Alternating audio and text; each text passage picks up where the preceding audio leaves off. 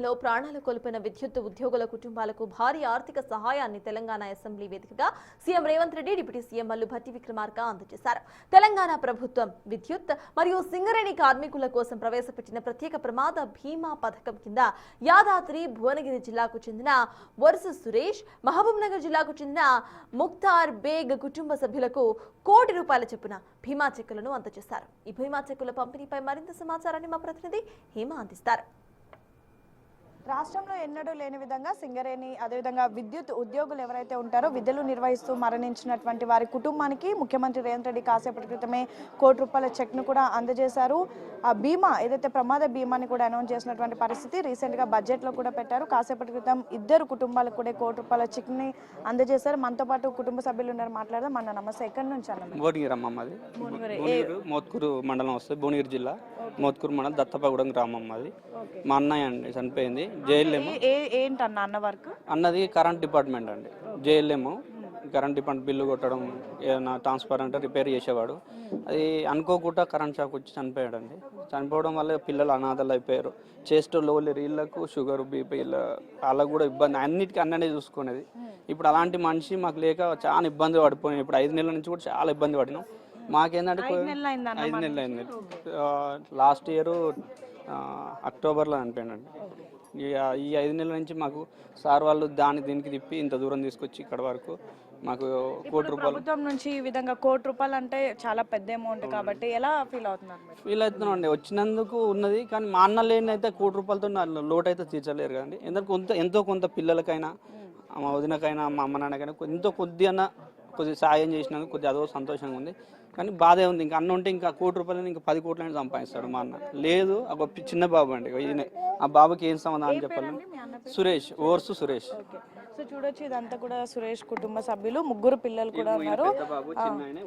ముగ్గురు. సో ఒక్కసారి భార్యతో కూడా మాట్లాడడం. అమ్మ నమస్తే, మీ పేరు? అనుష, ఓర్స్ అనుష. అనుష, ఈ ఎప్పుడు జరిగిందమ్మా? 5 నెలలు అయింది అంటున్నారు. 5 months అవుతుంది. అక్టోబర్ 30కి చనిపోయింది.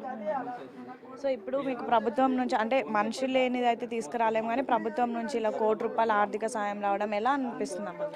పిల్లల పేరు మీద పిల్లలకి లోటు ఉంటుంది కదా మేడం, తండ్రి లేని లోటు ఉంటుంది కదా, కానీ డబ్బులు ఉంటే కొద్దిగా రెస్పెక్ట్ ఇస్తాం అంతే. ఇంకా మీరు ముఖ్యమంత్రి రేవంత్ రెడ్డికి ఏమైనా చెప్పాలనుకుంటున్నారా? Thank you sir. ఓకే అన్న, మీరేమైనా చెప్పాలనుకుంటున్నారా ప్రభుత్వానికి? నాకు చెప్పరాలి, అంటే ఈ విధంగా డబ్బులు ఇవ్వడం, ఆర్థిక సాయం చేయడం అంతా చెప్పింది, కూడలు చెప్పింది. చిన్నపిల్లలతోటి బాగా ఇబ్బందులు పడుతున్నాం మేము.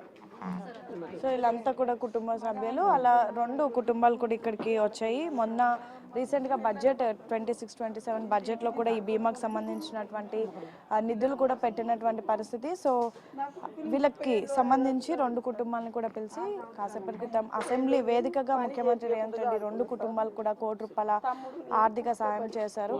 అమ్మ, ఎక్కడి నుంచి మీరు? మాది మోత్కూరు సార్. మోత్కూరు. మీ అబ్బాయా? అబ్బాయి. ఓకే. సో ఎలా అనిపిస్తుంది అమ్మా ఇలా ఆర్థిక సహాయం చేయడం? ఎలాగంటే మాకు ఇంతవరకు ఏది తెలియదు మేడం. నా కొడుకు చనిపోయింది కదా, నా కొడుకు పిల్లలు ఎట్లా బతచ్చు? మమ్మల్ని అంత కుటుంబం జాదేటోడు కదా మేడం.